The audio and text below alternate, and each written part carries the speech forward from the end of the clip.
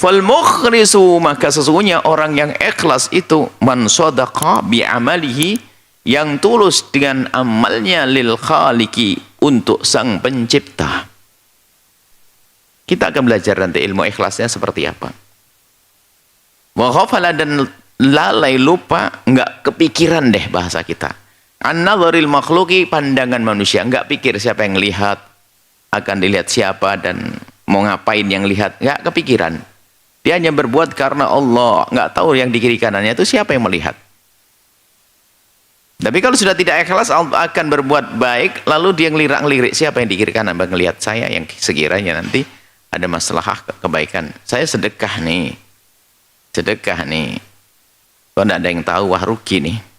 Ada yang tahu, oh dia ngasih tahu ke saya, biar tahu saya ini adalah seorang pebisnis yang dermawan. Nah, biar dia percaya dengan bisnis saya. Loh, dia berbuat baik bukan karena Allah, rupanya pengen dilihat si fulan.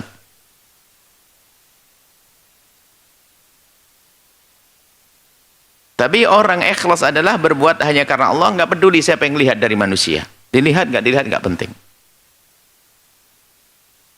Wal mukhlisu, adapun orang ikhlas itu yaitu orang mangkana qasduhu, orang kana yang ada qasduhu, maksud di hatinya, min sakanatihi, dari gerak-geriknya, wa harakatihi, dari sakanatihi, diamnya, wa harakati, geraknya, diam geraknya,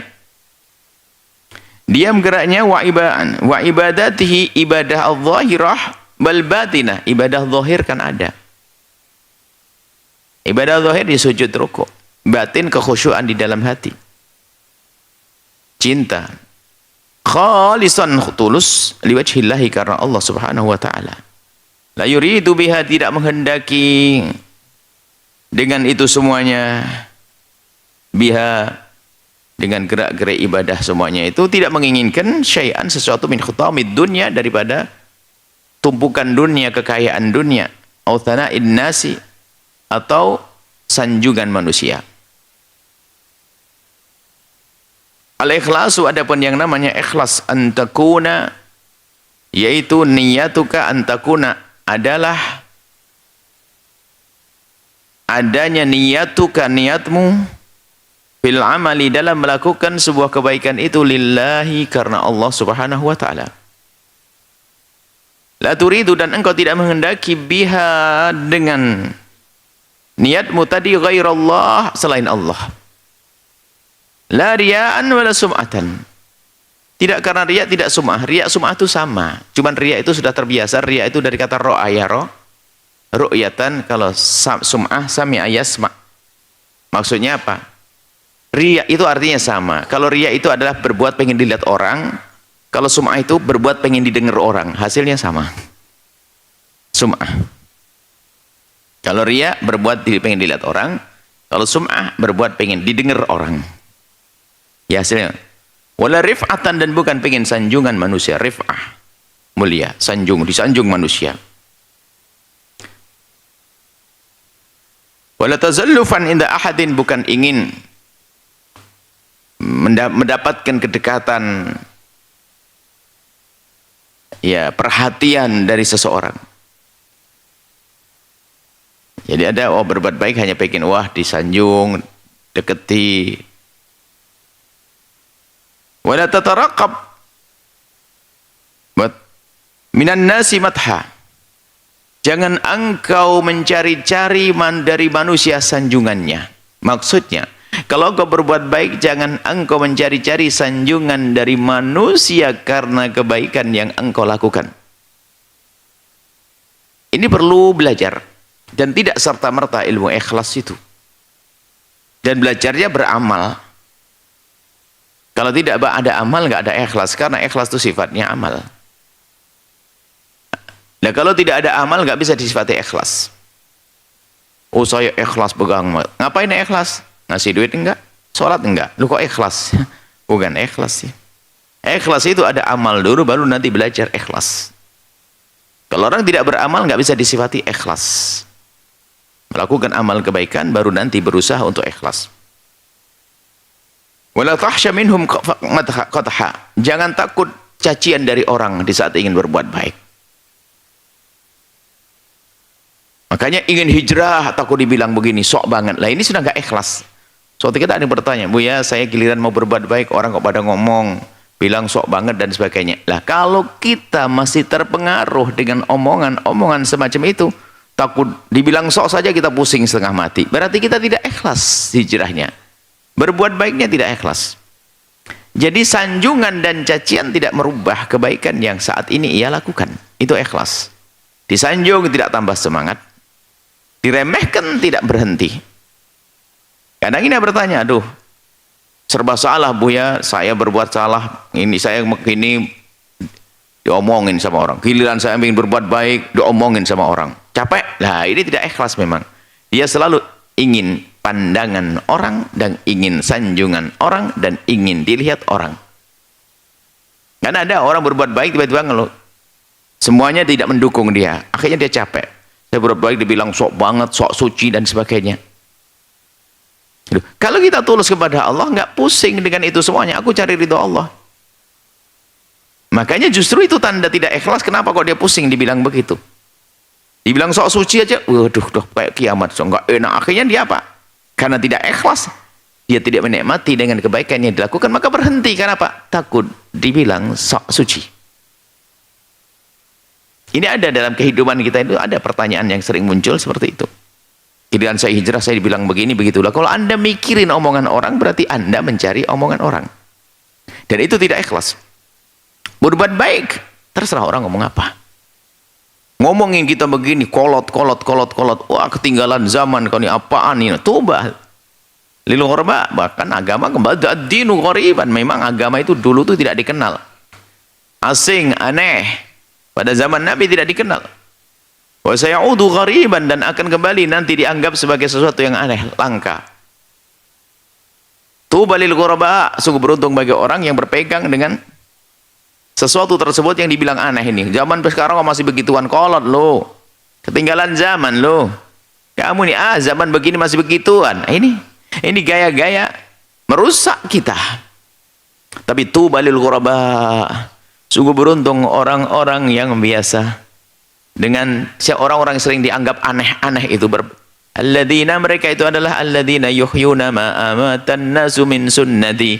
Mereka adalah orang yang menghidupkan sunnah Nabi Muhammad di saat orang-orang pada meninggalkan sunnah. Dan memang hari ini kita menjalankan sunnah sering dibilang sok, kadang dibilang kolot, kadang dibilang aneh, kadang dibilang ketinggalan. Nah, kalau kita masih berpikir terpengaruh dengan omongan seperti itu, ya tidak kita sebut dengan tidak ikhlas. La tahsha minhu qadha, enggak peduli dia, enggak takut cacian omongan siapapun karena kita ingin berbuat baik. Fa idza kanat niyatuka, jika memang ada niatmu dalam berbuat baik ini lillahi wahdah, karena Allah yang maha tunggal, hanya Allah saja, karena Allah saja. Walam tuzayyin, dan engkau tidak menghiasi amalaka, perbuatan baikmu. Bukan kau khusuk-khusukkan, bukan kau besar-besarkan sedekah, bukan kau perbaiki amalmu min ajlil basyari, karena manusia. Wa anta mukhlis, maka engkau adalah seorang ikhlas. Ada mungkin di saat melakukan salat, subhanallah, gerakannya tepat sekali, Allahu Akbar, menatapkan wajahnya ke tempat sujudnya, bahkan begitu tenangnya, tanpa khusyuk dari anggota tubuhnya, dan juga terlihat panjang sekali sholatnya. Tak taunya apa? Karena di sampingnya ada calon mertuanya. Nah, ini kan berubah niatnya. Sementara kalau sudah sholat sendiri di kamar, yang ngebutnya setengah mati. Berarti dia yuzayyin amal, menghiasi, memperindah perbuatan baiknya, hanya ingin dilihat oleh manusia.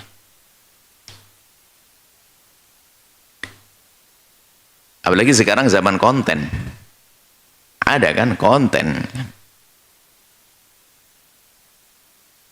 Yaqulul Fudail bin Iyad.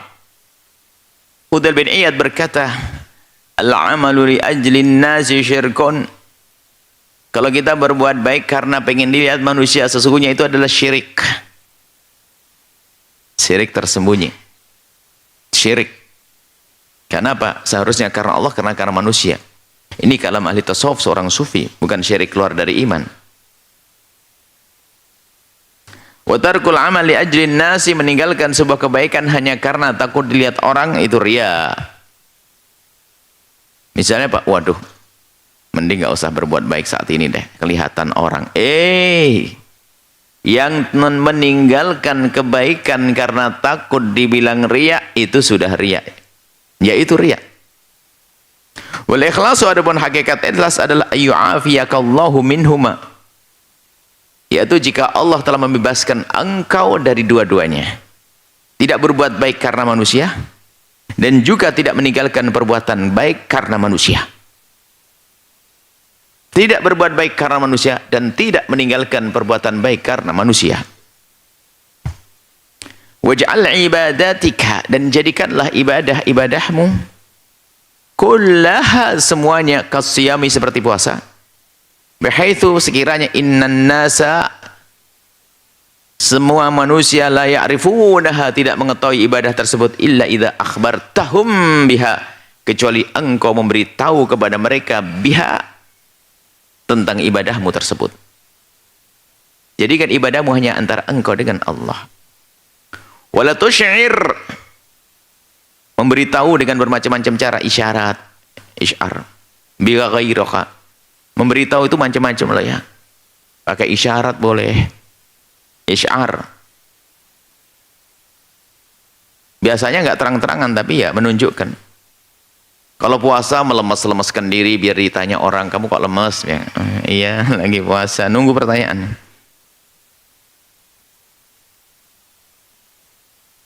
Kalau lagi di rumahnya di mana, itu langsung gelar sejatahnya nggak dilipat-lipat, ditinggal biar tahu kalau semalam tahajudan. Gelar sejadah. Nggak kelihatan sholatnya, tapi kelihatan bekas sejatahnya digelar. Tapi punya niat, nggak ngelipetnya itu niat. Kalau nggak ngelipetnya karena lupa, ini tidak ada masalah. Sengaja, biar tahu sama orang kalau kita adalah sholat tahajud nih, gelar sejatahnya. Tadi kan dilipat, karena jadi digelar, berarti dipakai sholat. Kalau itu bisa saja bohong, hanya digelar dok sejatahnya, nggak dipakai sholat. Illa li maslahati ta'assi wal iqtida. Jadi jangan engkau menampakkan kebaikan yang sudah pernah engkau lakukan, illa, kecuali li maslahati ta'assi wal iqtida, untuk jadi contoh dan untuk ditiru. Itu baru babnya beda. Kalau niat untuk menjadikan dirinya contoh bagi keluarganya, masyarakatnya, nggak ada masalah. Ini babnya beda. Ini bab iqtida, tentu pangkat tinggi. Dia pasti orang yang sudah ngerti ikhlas. Urusanku bukan ingin dilihat manusia, tapi urusanku hari ini agar orang lihatku lalu mau ngikutiku dan niruku. Babnya beda. Idza dzananta, dan jika engkau menduga kuat, idza dzananta, jika engkau menduga kuat, tahaqquq maslahati ta'assi, terbuktinya maslahat ta'assi. Tahaqquq maslahati ta'assi, jika engkau menduga, menampakkan amalmu ada kemaslahatan ditiru sama orang, wal iktidak, diikuti, fala ba'sa, enggak apa-apa, bi isyarihim, dengan memberitahu mereka biha, dengan kebaikanmu. Tapi ingat, bisalamati, bisyarti, dengan syarat salamatis qalbika, selamatnya hatimu, minar riya, dari riya, wal kibri, kesombongan, wal ujbi, ujub, bangga dengan dirinya sendiri, falaka hina idzin, maka di saat engkau bisa menjaga riya, ujub, sombong, falaka hina idzin, maka saat itu engkau mendapatkan fadlul amali, keutamaan melakukan kebaikan, wal uswatil hasanati, dan suri toladan yang baik. Dan memang kadang harus memberi contoh. Misalnya ingin sedekah, kok lama banget, langsung ini saya mulai dengan sedekah begini. Ayo sholat, dia sholat. Sama seorang ayah nyontohin kepada anaknya. Memang para kekasih Allah punya sholat-sholat yang tersembunyi, yang ditampakkan hanya berapa persen saja. Dia sudah sholat banyak, setelah itu baru bangunin anaknya. Tapi menampakkan pada anaknya, Allahu Akbar, biar ditiru oleh sang anak. Bukan sebagian daripada riya, tapi ini menjadi suri tola dan uswatun hasanah. Tapi dengan catatan salamatul al-qalb min riya, selamatnya hati dari urusan riya. Bahkan dalam catatan-catatan yang sering kami sampaikan juga, termasuk ada cara untuk menghapus riya. Adalah seperti tampak riya di dohirnya. Maka belajar, ayo berani, sedekahlah engkau depan orang 5 juta rupiah. Umumkan di kalangan kaum muslimin di masjid. Bahwasanya hamba Allah fulan, Haji fulan telah melakukan sedekah 5 juta rupiah. Boleh kita minta diperdengarkan semacam itu, cuman tujuannya untuk merangi riya di hati kita. Lalu bertanya pada asik ya, namamu disebut ya. Oke. Jangan khawatir, langsung megang handphone. Transfer lebih gede, 10 juta, nggak ada yang tahu. Bolehlah tampakkan sholatmu depan orang. Tapi tadi yang calon mertua segala macam tadi itu. Allahu Akbar. Sholat 10 rakaat. Wah, Masya Allah. Biar dibilang calon mantunya banyak sholatnya. Perangi, berani tidak sholat di kamarmu yang sempit, tidak ada orang yang melihat 20 rakaat. Kalau bisa berarti masih bisa dianggap sholat. Untuk melawan riya, untuk menghilangkan riya di hati kita, ada tip-tip riya. Walam yataqabbalillahu, walam yataqabbalan, dia tidaklah menerima siapa Allah. Allah tidak menerima illa minal mukhlisina, kecuali dari orang-orang yang ikhlas. Amal baik kita tidak akan diterima kecuali yang dilakukan dengan ikhlas. Wa yu'tillahu, maka Allah akan memberi balasan alal qalili al katsira, atas perbuatan sedikit yang ikhlas tadi Allah beri yang banyak. Sedikit yang dilakukan dengan ikhlas, banyak yang Allah berikan dari pahala. Rubba dirhamin, alangkah banyaknya 1 dirham, kata Nabi ini, kita iktibas dari hadis. 1 dirham sabaqa mi'ata alfi dirhamin, 1 dirham bisa mengalahkan 100.000 dirham. 1 dirham 1 juta mengalahkan 100 juta. 100.000 juta. 100.000 juta berarti 100 miliar. 1 juta bisa mengalahkan 1 miliar. Kenapa? 1 miliarnya hanya pengen disanjung orang. Tapi 1 jutanya ikhlas. Atau 1 jutanya orang yang hanya punya duit 2 juta. 1 miliarnya orang yang punya uang 50 miliar. Ya gedean 1 juta bagi orang yang duitnya cuma 2 juta. Ada orang punya duit 2 juta, nggak ada selain itu. Duitnya semuanya, kekayaannya hanya 2 juta rupiah. Tiba-tiba dia sedekah 1 juta rupiah. Artinya dia telah mendermakan 50% dari hartanya. Yang punya uang 50 miliar hanya bersedekah 1 miliar. Berapa persen? 5%, setengah persen. Bukan 1% pun enggak. 50 juta sedekahnya 1 juta. Berarti sedikit banget. Kalau pengen nyamai yang 1 juta tadi, 50 miliar berdermanya 25 miliar. Makanya sesungguhnya orang semakin kaya semakin berat bersedekah. Kecuali orang yang imannya kuat. Dulu gajinya 10 juta, dulu gajinya 1.500.000 bisa sedekah 100.000. 100.000. Tapi giliran gajinya 15 juta, 1 juta nggak gampang. Begitulah seterusnya, semakin kaya sebetulnya diam-diam semakin pelit orang. Kalau tidak mewaspadai hatinya, maka akan kecolongan. Seharusnya kalau nanti punya 15 miliar, sedekah 1 miliar enteng baginya.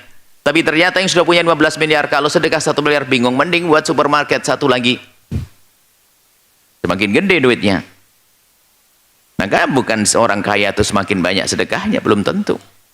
Bisa jadi itu petani yang sehari kerja dapat uang 20.000, sedekahnya 1.000 rupiah, 2.000 rupiah.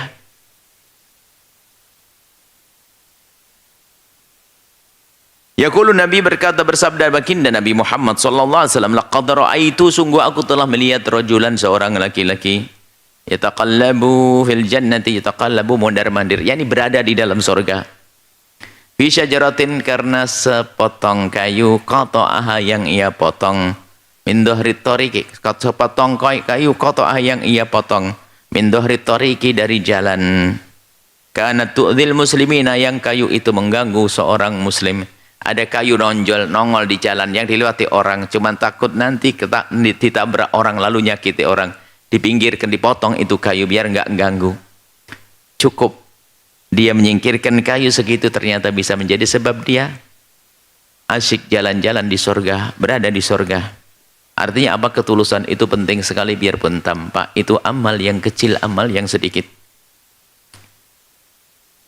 Fi riwayat dan riwayat lain disebutkan marra rajulun seorang laki-laki melewati bi ghazni sajaratin dari seranting pohon, menemukan satu ranting pohon ala dhahri tariqi di pinggir jalan, di tengah jalan. Ini kalau ada orang lewat mesti keserimpet nanti, keinjek atau kena durinya. Waqala wallah, kemudian dia berkata dengan hatinya, dia berkata wallahi demi Allah, la unahyanna, sungguh aku akan pinggirkan hadza, ini husun, ini dahan atau ranting, ranting besar, ini kayu yang ada di pinggir jalan ini, anil muslimina, dari jalannya kaum muslimin, la yu'dhihim, agar tidak menyakiti mereka. Fa udkhila, kemudian dimasukkan oleh Allah orang tersebut al jannata, ke surga. Dan memang imatatul adha an tariqil muslimin, ngambil kotoran dari jalannya kaum beriman, kaum muslimin adalah termasuk syu'bah min syu'abil iman, cabang keimanan. Innal ikhlas, sesungguhnya ikhlas. Semoga bisa selesai ini di akhir Ramadan ya, kitab ini. Separuh sudah hari separuh ini. Innal ikhlas, sesungguhnya ikhlas lillahi ta'ala, karena Allah subhanahu wa ta'ala huwa asasu kulli amalin, dasar segala kebaikan hendaknya adalah ikhlas.